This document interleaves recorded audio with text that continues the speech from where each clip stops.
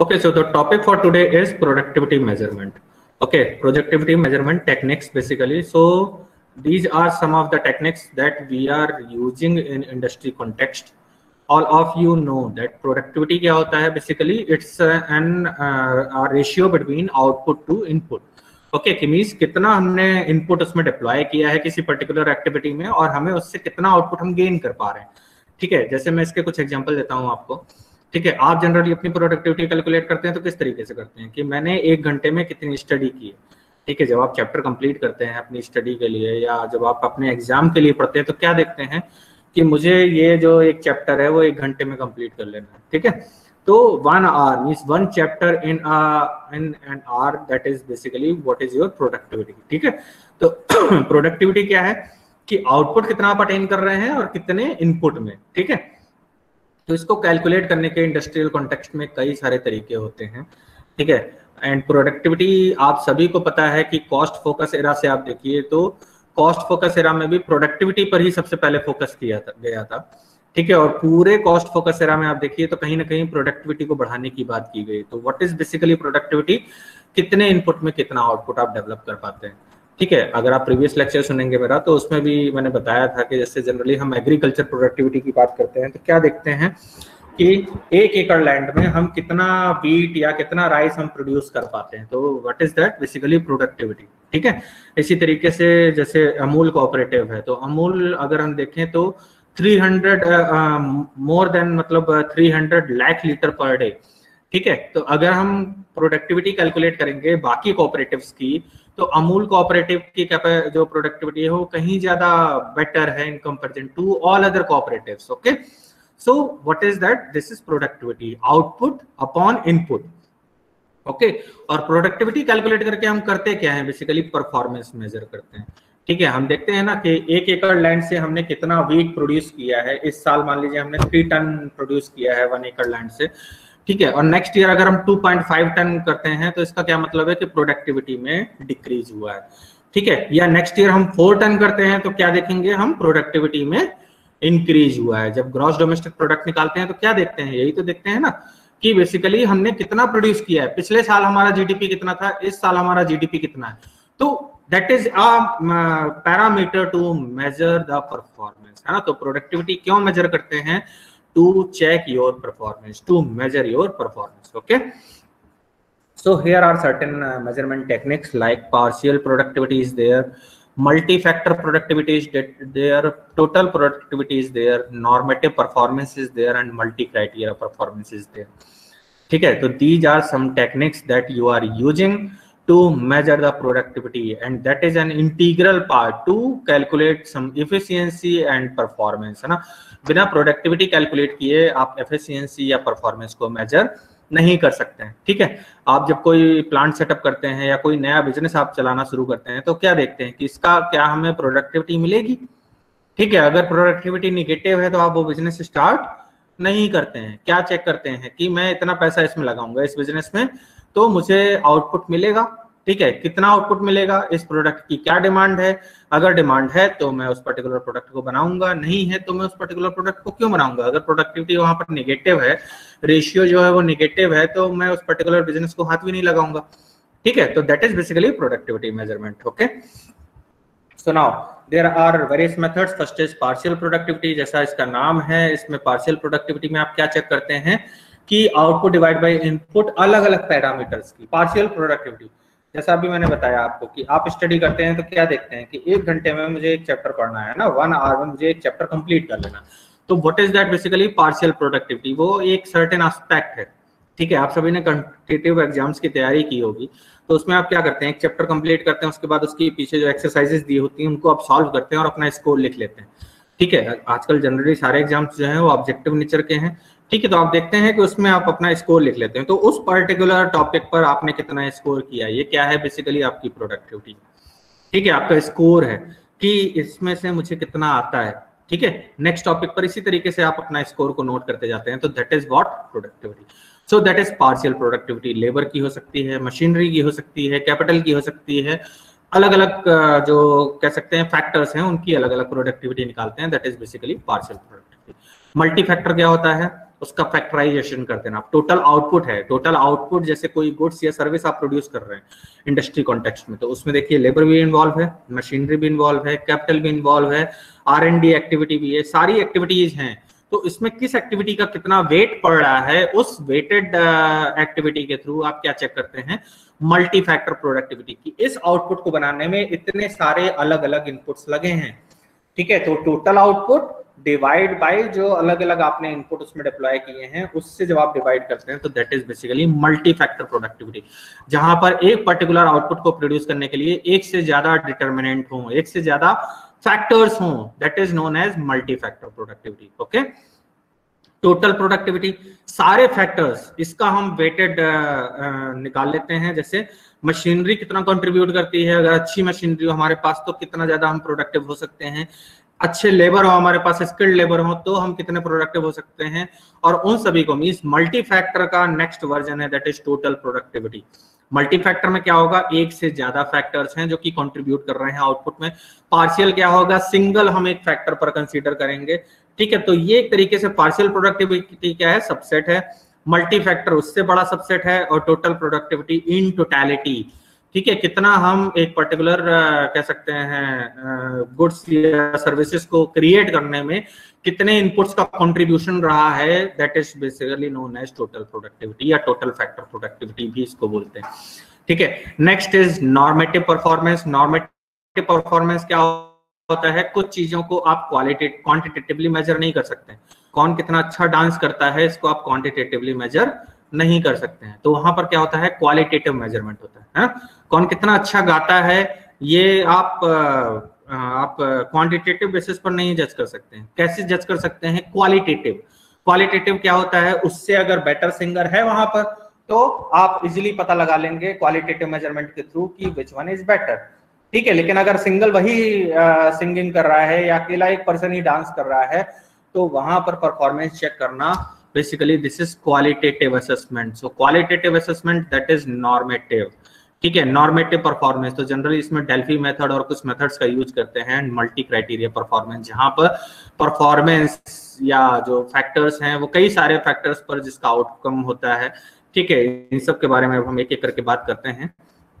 तो फर्स्ट जैसा मैंने अभी आपको बताया दैट इज पार्शियल प्रोडक्टिविटी। तो प्रोडक्टिविटी जैसा मैंने बताया, प्रोडक्टिविटी सिंपली क्या होता है, आउटपुट डिवाइड बाय इनपुट, ठीक है। तो लेबर प्रोडक्टिविटी होता है, मशीन प्रोडक्टिविटी होता है, मटेरियल प्रोडक्टिविटी होता है, लैंड प्रोडक्टिविटी होता है, कैपिटल प्रोडक्टिविटी होता है। तो ये सभी एग्जांपल हैं पार्शियल प्रोडक्टिविटी के। लेबर प्रोडक्टिविटी कैसे कैलकुलेट करते हैं, output divide by man hour, ठीक है।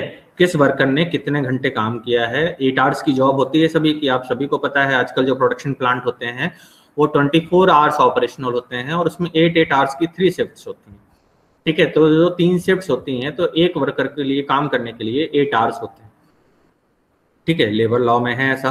तो अगर हम कैलकुलेट करें कि एक वर्कर ने आज के जो 8 घंटे थे, 8 आवर्स थे, ठीक है, तो that is basically man hour, है ना। किस पर्सन ने कितने देर काम किया और उसका क्या आउटपुट रहा है। जनरली जैसे कुछ प्रोडक्शन कैपेसिटी होती है, तो कैपेसिटी में क्या होता है, इस पर्सन ने कितने आइटम्स प्रोड्यूस किए, ठीक है। तो that is what labour productivity. तो लेबर प्रोडक्टिविटी का अगर हम यूनिट देखेंगे तो क्या होगा, output divide by man hour, ठीक है। सिमिलरली अगर मशीन प्रोडक्टिविटी का देखें तो क्या होगा, मशीन आवर, ठीक है, output divide by machine our, ठीक है। मशीन कितने देर ऑपरेशनल रही है। बहुत सारी मशीन्स होती हैं जो ब्रेक डाउन कर जाती हैं, ठीक है, ब्रेक डाउन कर जाती हैं। ऐसा रीजन क्यों होता है, देखिए जनरली जब भी आप कोई नया बिजनेस सेटअप करते हैं तो हमेशा मशीनरी क्या सोचते हैं कि हम जनरली रेंट या लीज पर लें, जैसे इनकेस हमें प्लांट अगर बंद करने की जरूरत पड़े तो हमें ज्यादा लॉस ना हो, ठीक है। तो उस केस में जब आप पुरानी मशीनरी लेते हैं तो उसका ब्रेकडाउन ऑकर करता है। वहां पर आप एक मेंटेनेंस इंजीनियर रखते हैं जो कि टाइम टू टाइम जिस भी मशीन में खराबी आएगी उसको जाकर के रेक्टिफाई करेगा,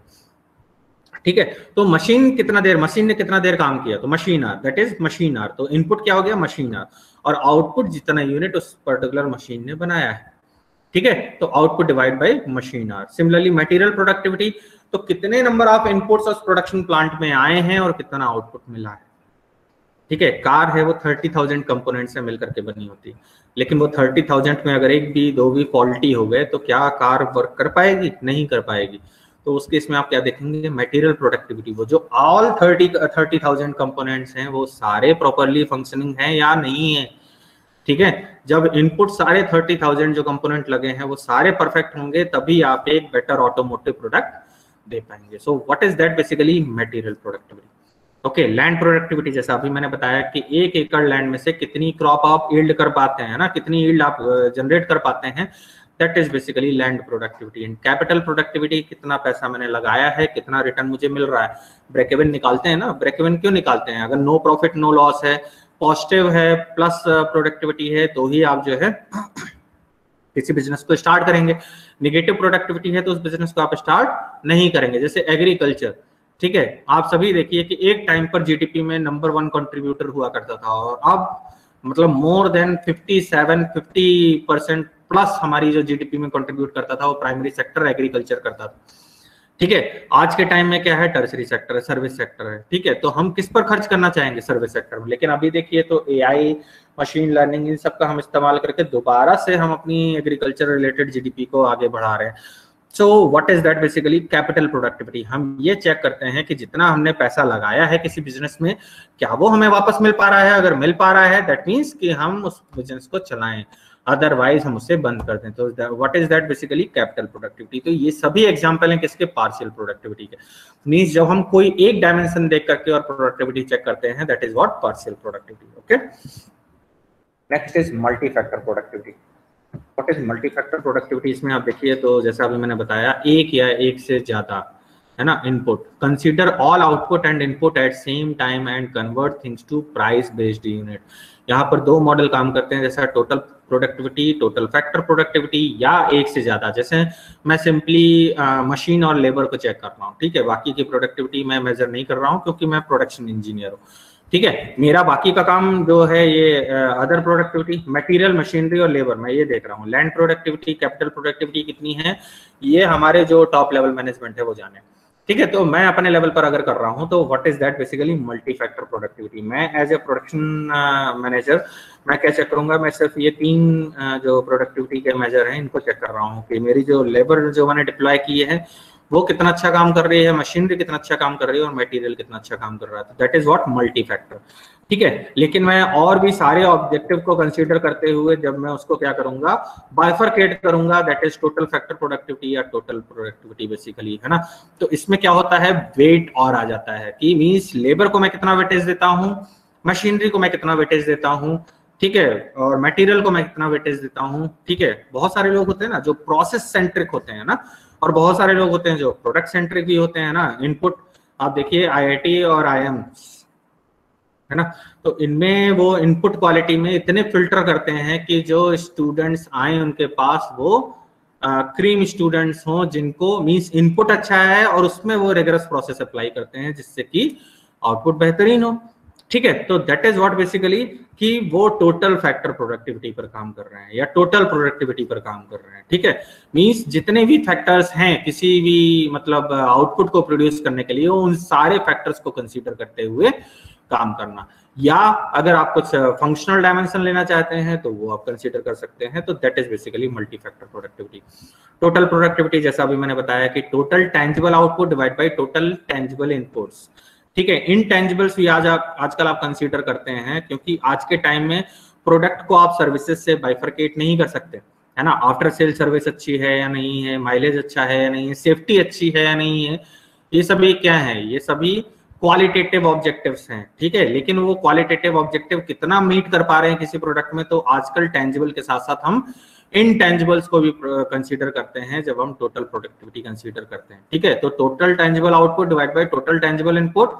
ठीक है, टेंजिबिलिटी के साथ आजकल क्योंकि अब हम बाइफरकेट नहीं कर सकते हैं किसी भी प्रोडक्ट को, अगर आप सर्विसेज उसके साथ एसोसिएटेड सर्विसेज अच्छी नहीं दे पा रहे हैं तो your product will not survive for long term in market. Okay, so that's why you will check, okay, and you will ensure that total output divided by total input. So define and calculate input, define and calculate output, and develop the data collection system. किस तरीके से data collect करेंगे, हम input में क्या define करते हैं, output में क्या डिफाइन करते हैं, किस तरीके से हम उससे कंसीडर करते हैं, इस सारे पैरामीटर को कंसीडर करते हुए हम टोटल प्रोडक्टिविटी कैलकुलेट करेंगे। और जैसे मैंने बताया टोटल फैक्टर प्रोडक्टिविटी, तो टोटल फैक्टर प्रोडक्टिविटी में हम वेट लेते हैं। वेट मतलब कि आपने वेटेड एवरेज देखा होगा, या अभी मैं आगे लोकेशन में भी आपको बताऊंगा, और डिमांड फोरकास्टिंग में आप लोगों ने पढ़ा होगा, है ना, कि हम जनरली अल्फा और बीटा लेते हैं, है ना। तो अल्फा इतना होना चाहिए, बीटा इतना होना, मींस एक पर्टिकुलर फैक्टर का हम कितना वेट असाइन करना चाहते हैं, ठीक है, वो फैक्टर हमारे लिए कितना मायने रखता है, ठीक है। तो उसके लिए हम वेट असाइन करते हैं, और उस वेटेज के बेसिस पर हम total output divide by input, एक टाइप का इनपुट मल्टीप्लाइड बाय उसका क्या वेट है, प्लस दूसरे टाइप का इनपुट और उसका क्या वेट है, प्लस तीसरे टाइप का इनपुट और उसका क्या वेट है, इसको कंसीडर करते हुए हम टोटल फैक्टर प्रोडक्टिविटी को कैलकुलेट करते हैं। Okay, so that is multi factor productivity. इसमें दो मॉडल आते हैं, टोटल प्रोडक्टिविटी और total factor productivity. Total productivity में total tangible output divide by total tangible input, लेकिन आज के टाइम में हम देखें तो टेंजिबल के साथ साथ हम सर्विसेज की भी एस्पेक्ट जो हम आगे कंसीडर करेंगे, ठीक है, वो भी हम इसमें कवर करते हैं। और टोटल फैक्टर प्रोडक्टिविटी में हम वेटेज लेते हैं किसी पर्टिकुलर प्रोडक्ट के, ठीक है, एक पर्टिकुलर फैक्टर के, किसी पर्टिकुलर फैक्टर के, ठीक है। सो that is the difference between total productivity and total factor productivity. अभी जैसा मैंने बताया कि अभी आज के टाइम में हम नॉर्मेटिव परफॉर्मेंस भी चेक करते हैं, ठीक है, डांस कर रहा है जब, अब आजकल क्या है स्टूडेंट्स में हम मल्टी डायमेंशनल कह सकते हैं, हम उसके डेवलपमेंट पर ध्यान देते हैं, है ना। अब देखिए lot many activities are there in institution, तो उसमें हम क्या देखते हैं कि वो अदर क्वालिटेटिव जो एरिया है उसमें कैसा परफॉर्म कर रहा है। तो it is a broader way, means structured group process, है ना, डिफरेंट सेगमेंट में डिफरेंट टीम में पर्सन कैसे काम कर रहा है, ये भी आप चेक करते हैं, ठीक है। प्रोजेक्ट असाइन करते हैं, प्रोजेक्ट में देखते हैं प्रोजेक्ट में किसका क्या कंट्रीब्यूशन रहा है, प्रोजेक्ट में कौन लीड करता है, कौन फॉलोअर है, ठीक है, किसका क्या रोल रहा है, अलग अलग टीम की अलग अलग परफॉर्मेंस देखते हैं, उसको चेक करते हैं। तो that is what structured group process. या हम डेल्फी टेक्निक इस्तेमाल करते हैं, किसी एक्सपर्ट की हमें सजेशन लेनी हो उसका हम हेल्प लेते हैं, या हम क्वालिटेटिव बेसिस पर भी जज करते हैं। तो all these comes under normative performance, it is broader. Okay, next is multi-criteria performance. What is multi-criteria performance? Aggregate various measures created by normative approach in an integrated fashion. ठीक है, जैसे aggregation क्या होता है, what is aggregation? Basically aggregation होता है close to approximation, है ना, क्लोज टू अप्रोक्सीमेशन। आजकल क्या है, कट टू कट, है ना। जापानीज किस पर काम करते हैं, जापानीज डिमांड जितनी आएगी उतना ही प्रोड्यूस करते हैं और उसको ऑप्टिमम तरीके से करते हैं। ऑप्टिमाइजेशन का कॉन्सेप्ट आप लोगों ने सुना होगा, कम से कम रिसोर्सेज में ज्यादा से ज्यादा आउटपुट, ठीक है, और कम से कम रिसोर्सेज में भी एग्रीगेशन अटेन करना। What is aggregation? Close to the approximation, जितनी डिमांड आई है उतना ही बनाएंगे। चाइना मास स्केल पर बना के रख लेता है और उसके बाद डंप करता है, ठीक है, लेकिन जापान के साथ ऐसा नहीं, वो कभी भी मास स्केल पर नहीं बनाता है। जितनी डिमांड जनरेट हो रही है, जितनी डिमांड है मार्केट में, उतना ही वो प्रोड्यूस करेगा, उतना ही वो डेवलप करेगा और उतना ही सेल करेगा। So that is what aggregate various measures created by normative approach in an integrated fashion. Okay, and develop a new scale index, index check करना, index बनाना, index create करना।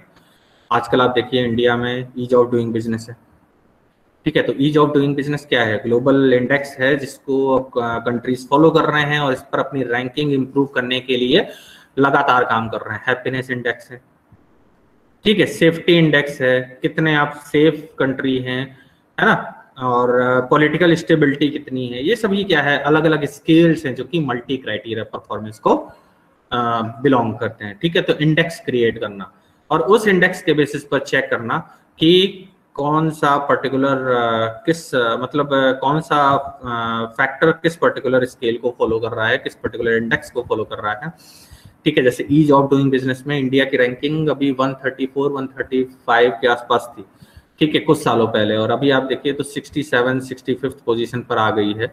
तो व्हाट इज दैट? बेसिकली कि we are continuously working towards improving our index. और what is index? उस particular productivity को, उस particular means जो भी हम ईज ऑफ डूइंग बिजनेस के लिए कर सकते हैं कि लेस पेपर रिक्वायरमेंट, जल्दी से जल्दी हम बिजनेस को ऑपरेट कर सकें, ठीक है, जल्दी से जल्दी हम बिजनेस शुरू कर सकें, उसके लिए हमारे यहाँ का इंफ्रास्ट्रक्चर कैसा है। और इसके अलावा ये objective matrix, balanced score card, ये सभी भी कुछ परफॉर्मेंस मेजरमेंट करने के तरीके हैं। ऑब्जेक्टिव मैट्रिक्स क्या होती है कि आपके पर्टिकुलर ऑब्जेक्टिव कितने हैं, उसको किस लेवल तक आपने मीट किया। आप सभी लोग STPR करते हैं, summer training, summer internship training project. इसमें आप देखेंगे आप ऑब्जेक्टिव मैपिंग करते हैं कि उस ऑब्जेक्टिव को आपने किस किस क्वेश्चनियर के थ्रू अचीव किया है, किस किस क्वेश्चनियर के थ्रू उस ऑब्जेक्टिव को आपने मैप किया है। ठीक है, तो objective matrix, balanced score card, financial perspective, business process perspective, customer perspective, okay. So internal business, तो ये सभी जो आपके अलग अलग कह सकते हैं पैरामीटर्स हैं, इनके बेसिस पर अपने आप को चेक करना। Not only financial performance is calculated, but other parameters are also calculated, other scorecards, other means factors are also considered here. Okay, so that is basically multi-criteria performance. So this is all about various techniques, various this productivity measurement techniques. Okay, if you are having any query or doubt regarding this, you may ask.